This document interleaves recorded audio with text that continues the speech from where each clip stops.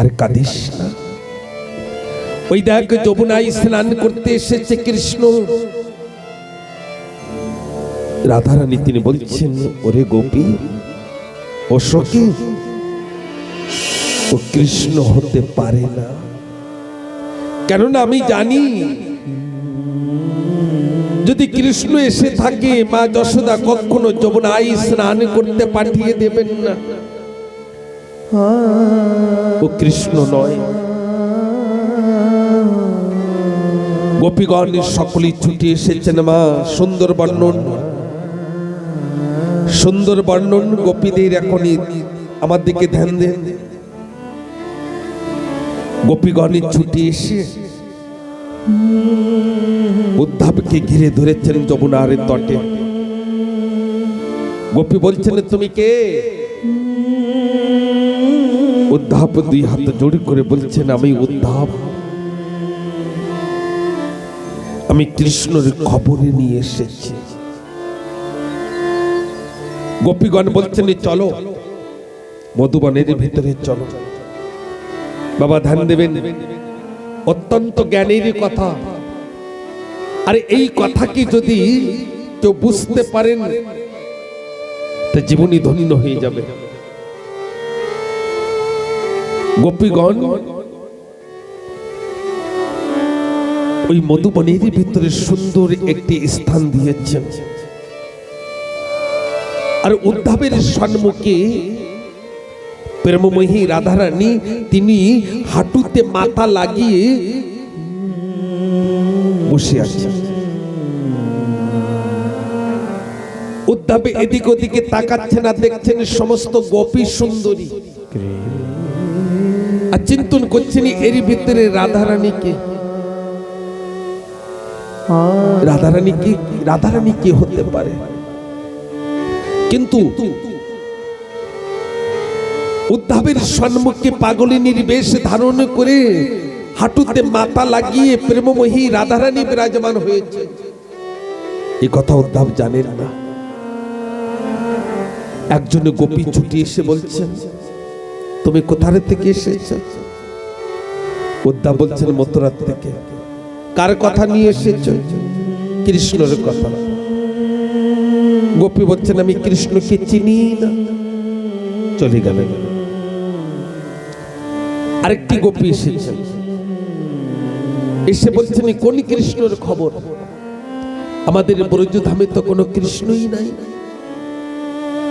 চলে গেলেন। আরেকজন গোপী এসে বলছেন, ওই সে মাখন চোর কৃষ্ণ, সব ঘরে নাকি মাখন চুরি করত, সেই কৃষ্ণের খবর। ওরে আবার নতুন কি খবর আছে? ও তো চোর, কিন্তু আমি তো কোনোদিন ওকে দেখি নাই। এই বলেই চলে গেলেন। এইভাবে এক এক করে গোপী আসছেন আর কৃষ্ণকে এইভাবে কটু কথা কৃষ্ণর নামে বলছেন। এখনই উদ্ধব চিন্তন করছেন, কৃষ্ণ তো বলেছিলেন সমস্ত গোপীগণ আমার গৃহে বনে বনে কাঁদছেন, ইন্দ্র তো কৃষ্ণকে কেউ চেনেন না। এমন সময় একটি কালো ভ্রমর, দেখবেন ফুলের পরে না কালো ভ্রমর পরে, ওই কালো ভ্রমর গুনগুন করে গান করছে চরণের সম্মুখে। রাধারানী বলছেন, এ ভ্রমর শোন, তুই আমাকে স্পর্শ করবি না ভ্রমর, তুই আমাকে ছুবি না। আর তোকে আমাকে বুঝানোর জন্য তোর মালিক পাঠিয়ে দিয়েছে। শোন, তুই কালো, তোর স্বামী কালো, আমি কালোকে ভালোবাসি না। ভ্রমর সর, আমাকে স্পর্শ করবে না। উদ্ধব রাধারানীর দিকে তাকিয়েছেন যে ভ্রমরের সঙ্গে বলছে, ভ্রমরকে বলছে, আর বলছেন, এ ভ্রমর শোন, তোর একটা দোষ আছে। কি দোষ জানিস? কি দোষ? যে ফুলে মধু না থাকে ভ্রমর, তুই সে ফুলে বসিস না। আর তোর স্বামীরও তাই দোষ। এখন আমরা সকলে পুরনো হয়েছি তো, পুরনো ফুল হয়েছি তো, আমাদের ভিতরে মধু নেই। এখন নতুন নতুন ফুল পেয়েছে, নতুন নতুন পেয়েছে তো এই জন্য তোর স্বামী আমাদের ভুলে গিয়েছে, তোর স্বামী আমাদের ভুলে গিয়েছে। সর, আমাকে স্পর্শ করবি না। তুই তোর স্বামীর কথা আমাকে বোঝানোর চেষ্টা করবি না। বাবা, এই কথাগুলি কাকে বলছিলেন? উদ্ধবকে বলছিলেন। কিন্তু ভ্রমর উপলক্ষ করে, উদ্ধবও কালো ছিলেন আর কৃষ্ণও কালো ছিলেন, উদ্ধবকে বলছিলেন, হে ঠাকুর ভক্তগণ, জানেন রাধারানী ভ্রমরের পরে ক্রোধিত হয়ে বলছেন, এ ভ্রমর শোন, তুই যে তোর স্বামীর খবরই নিয়ে এসেছিস, শোন, তোর থেকে আমি বেশি জানি তোর স্বামীর খবর, তুই শোন আমার কাছে। ত্রেতা যুগে চুরি করে বালি রাজাকে মেরেছিল তোর স্বামী। 5 মাসের গর্ভবতী অবস্থায় তোর স্বামী নিজের স্ত্রীকে বলে দিয়েছিল। এবং আরো শুনবি, শোন, বলি রাজার বাড়িতে যে না 3 পাকিস্তান চেয়ে চালাকি করে, ছলছতরি করে ওই বলি রাজার কাছের থেকে স্বর্গ মর্ত পাতাল নিয়েছিল তোর স্বামী। শোন, উদ্ধব তিনি বুঝতে পেরেছেন এই সেই প্রেমময়ী রাধারানী, যিনি এই যুগের নয়, ত্রেতা যুগের কথা বলছে, ত্রেতা যুগের নয়, সত্য যুগের কথা বলছে। এই সেই প্রেমময়ী রাধারানী। আরে জানেন, উদ্ধব তিনি ওই আসনের পরের থেকে ওই মধুবনের ভিতরে রাধারানীর চরণের সম্মুখে দোলাই গোড়াগড়ি দিচ্ছেন আর কাচ্ছেন, কৃষ্ণ, হে কৃষ্ণ, বন্ধু আমার মানব জনম, আজকের গোপীদের সম্মুখে আমি গোপীদের চরণ ধুলি পাচ্ছি। এ ঠাকুর, আমার মৃত্যুর পরে যদি জন্ম হয়, এই ব্রজধামে কোনো একটি তরুলতা আমাকে তৈরি করে দিও। এই গোপীদের চরণ ধুলি উড়ে উড়ে আমার অঙ্গে পড়বে, আমি এক কোণে বসে কৃষ্ণ কৃষ্ণ বলে কাঁদতে থাকবো। হে কৃষ্ণ। আর উদ্ধবের ওই ধুলাই গোড়াগড়ি দেখে সমস্ত গোপীগণ ছুটি এসে উদ্ধবের ওই গায়ের পরে পড়ে ধুলাই গোড়াগড়ি দেখছেন আর কাঁদছেন আর বলছেন, উদ্ধব রে, আমাদের কৃষ্ণ কবে আসবে? আমরা যে কৃষ্ণ হারা হয়ে আজকের আমরা বনে বনে কৃষ্ণ কৃষ্ণ বলে কাঁদছি, ওরে উদ্ধব, আমাদের কৃষ্ণ কবে আসবে? বাবা জানেন কি হয়েছে? বাবায় দেখে ধ্যান দেন। উদ্ধব 2 হাত জোড় করে রাধারানীকে বলছেন, রাধে, ও রাধে, আমি একটা কথা বুঝতে পারি নাই। আমি এ কথা বুঝেছি যে তোমরা কৃষ্ণ প্রিয়ে বনে বনে কাঁদছ, সে কথা বুঝতে পেরেছি। কিন্তু হে রাধারানী, আপনার এমন দশা কেন, এমন বেশভূষা কেন? আপনাকে দেখে মনে হচ্ছে কয়েক দিন স্নান করুনি। রাধারানী কি বলছেন জানেন? উদ্ধব রে, একটি গোপন কথা আছে আমার কাছে, সে গোপীগণ কেউ জানে না।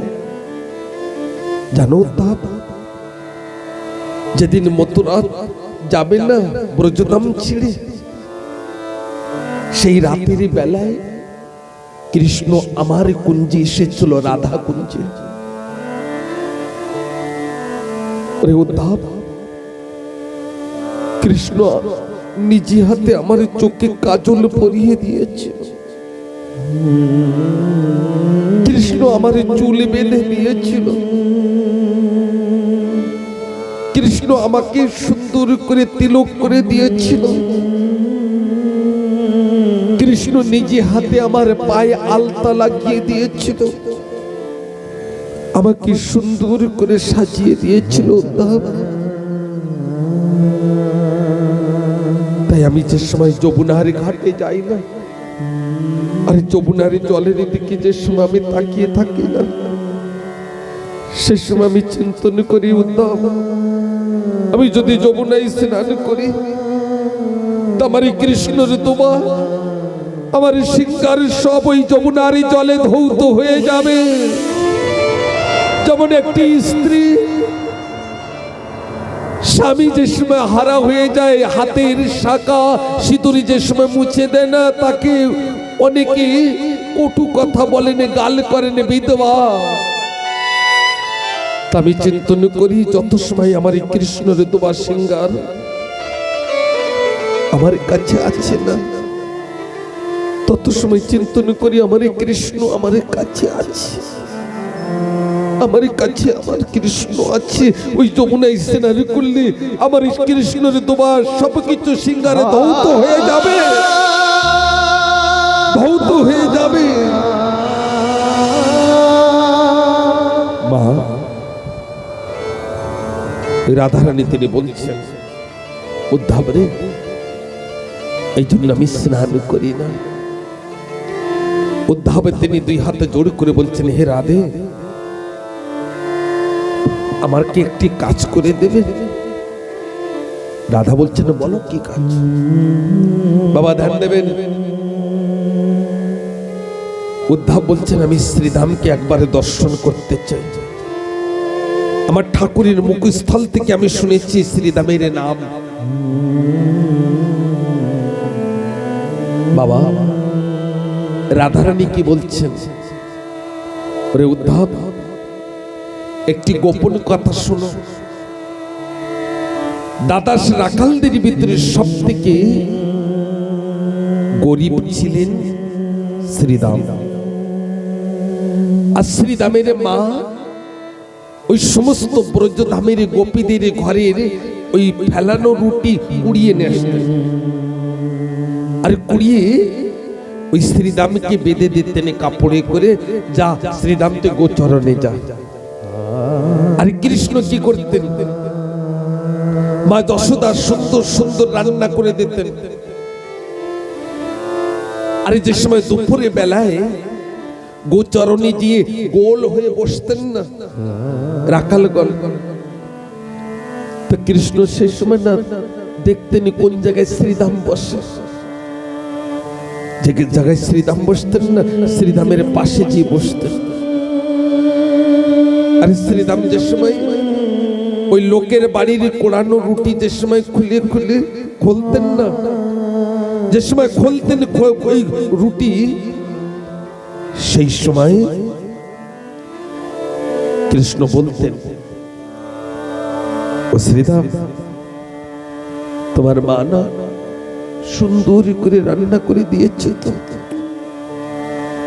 তা আজকের তোমার মার প্রসাদ তুমি ছিঁড়ে ছিঁড়ে তুমি আমার মুখে তুলে ধরবে, আর আমার মা যশোদা যা রান্না করে দিয়েছে না, আমি সেই প্রসাদ ছিঁড়ে ছিঁড়ে তোমার মুখে তুলে ধরবো। প্রত্যেক দিন দুপুরে বেলায় গোচরণে যে আমার কৃষ্ণ ওই কুড়ানো রুটি পেতেন, আর শ্রীদামকে ওই মা যশোদা সুন্দর সুন্দর রুটি চানা পুরি তৈরি করে দিতেন, শ্রীদামকে খাইয়ে দিতেন। যেদিন থেকে ব্রজধাম ছেড়ে শ্রীদাম ওই কৃষ্ণ চলে গিয়েছে, সেদিন থেকে শ্রীদাম প্রতিজ্ঞা করেছে যে আমি যদি প্রসাদ পাই তা কৃষ্ণর হাতে বিনো, নিজে হাতে প্রসাদ পাবো না, আমি নিজে হাতে প্রসাদ পাবো না। সেই দিন থেকে শ্রীদাম অন্ন ত্যাগ করে পিছন ধরা হয়েছে। শ্রীদাম অন্ন ত্যাগ করে বিশুদ্ধ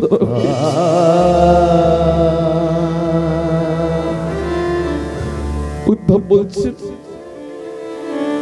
রাধে একবার আমি দর্শন করতে চাই শ্রীদামকে। শ্রীদামের কাছে ছুটি দিয়েছেন। শ্রীদাম দুই নয়ন বন্ধ করে বিছন ধরা হয়ে পড়ে আছে।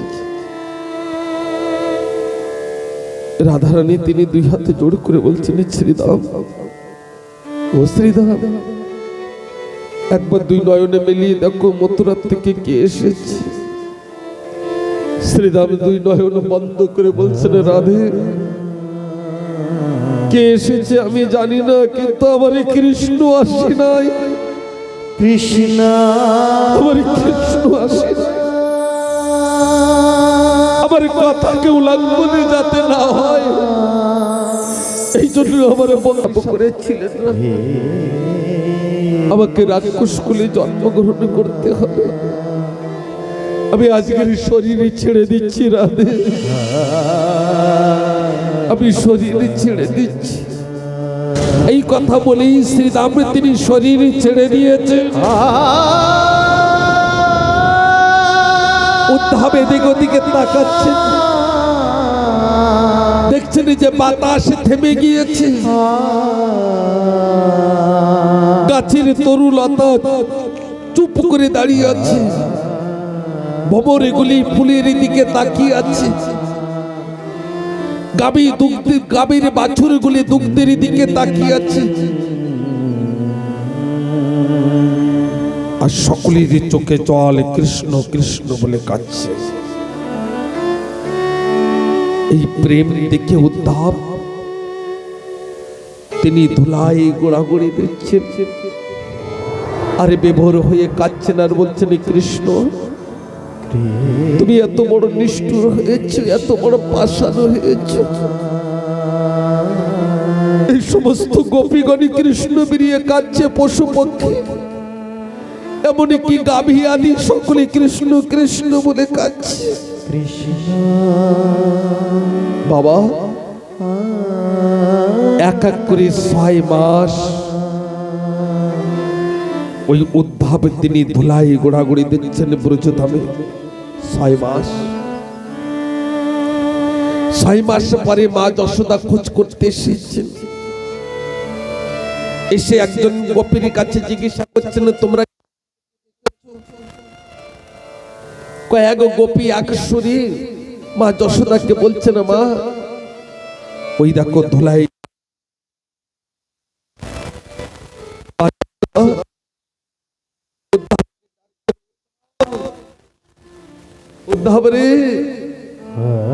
উদ্ধবের চুল বড় হয়েছে, উদ্ধবের মুখে দাড়ি লম্বা হয়েছে।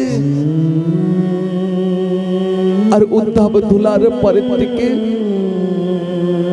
উঠে মা যশোদাকে প্রণাম করে বলছেন, তুমি এক এক করে 6 মাস ধুলাই গোড়াগড়ি করছো, তুমি কি মথুরায় ফিরে যাবে না? যাবে না মথুরায়? উদ্ধব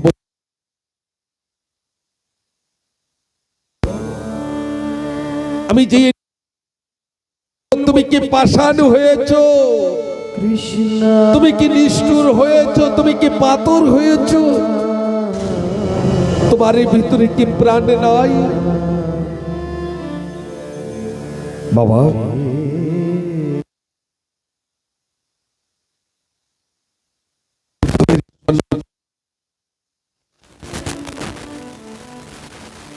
মৃদুল হাসি দিচ্ছেন।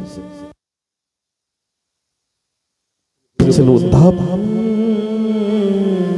আমরা কিছু চাই তোমার কাছে, তুমি দেবে? আমরা যে কষ্টে আছি, আমরা যে যন্ত্রণায় আছি, এই কথা তুমি মথুরায় যে কখনো তুমি কৃষ্ণের সঙ্গে বলবে না। আর বলবে যে গোপীগণ তোমাকে ভুলে গিয়েছে। তোমার কথা কোনো গোপীর মুখে উচ্চারণ শ্রবণে করি নাই। যদি আমাদের কথা বলো না, কৃষ্ণ কষ্ট পাবে, আর আমরা কেউ চাই না আমাদের এই জন্য আমার ঠাকুর কষ্ট পাবে। বাবা, আমরা এসে ঠাকুরের কাছে কি বলি? ও ঠাকুর, আমার ব্যাধি নিয়ে নাও, আমার রোগ নিয়ে নাও, আমার জ্বালা যন্ত্রণা, আমার কষ্ট নিয়ে নাও। আমার ঠাকুর কি আপনাকে জ্বালা যন্ত্রণা দিয়েছেন? আপনাকে ব্যাধিগ্রস্ত করেছেন? আপনি তো আপনার কর্মদোষে আপনি রোগগ্রস্ত হয়েছেন। আপনার জীবনে জ্বালা যন্ত্রণা আপনি নিজেই টেনে নিয়ে এসেছেন। ঠাকুর যেদিন ধরা দামে আপনাকে পাঠিয়েছিলেন, 16 আনা পরিপূর্ণভাবে পাঠিয়েছিলেন। আপনার কর্মদোষে আপনি রোগগ্রস্ত হয়েছেন। ঠাকুরের কাছে যদি কিছু চেতে হয় তা ঠাকুরের কাছে চান। ঠাকুর, যদি তোমার জীবনে কোনো কষ্ট থাকে, তোমার জীবনে কোনো যন্ত্রণা থাকে, তা আমাকে দাও। আমার এই জ্বালা যন্ত্রণা তোমাকে নিতে হবে না ঠাকুর।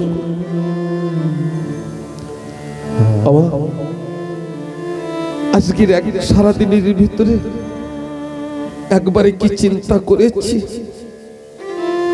যে আমার ঠাকুর খেয়েছে কিনা, আমার ঠাকুর স্নান করেছেন কিনা, আমার ঠাকুর ঘুম পড়েছেন কিনা? আমরা কি সারাদিনের ভিতরে একবারে কি চিন্তন করেছি? যদি আমি না করে থাকি তাহলে ঠাকুর আমার কথা কেন চিন্তন করবেন? আমি যদি ঠাকুরকে না ডাকি, ঠাকুর আমাকে কেন ডাকবেন? একবারে প্রাণে খুলে 2 হাত আগে করে হে গোবিন্দ, হে গোবিন্দ বলে ডেকে দেখুন। আপনার ঠাকুর আপনার কাছেই আছেন, আপনার পাশেই আছেন, বেশি দূরে নয়। আপনার ঠাকুর আপনাকে নিজের পক্ষে জড়িয়ে ধরবেন। আপনার ঠাকুর আপনাকে আনন্দ দেবেন। উদ্ধব যে সময় মথুরায় গেলেন না, আর মথুরায় যে ওই দাড়ি মুখে চুল লম্বা, ওইভাবে উদ্ধব তিনি উচ্চস্বরে বলছেন, কৃষ্ণ, হে কৃষ্ণ, তুমি কি নিষ্ঠুর হয়েছো? তুমি কি পাষাণ হয়েছো? ঠাকুর মৃদুল হাসি দিয়ে ঘরের থেকে বাইরে এসে বলছে, উদ্ধব রে, তোমার ভিতরে জ্ঞান ছিল কিন্তু ভক্তি ছিল না। আমি চেয়েছি যে তোমার ভিতরে ভক্তি উদয় হোক।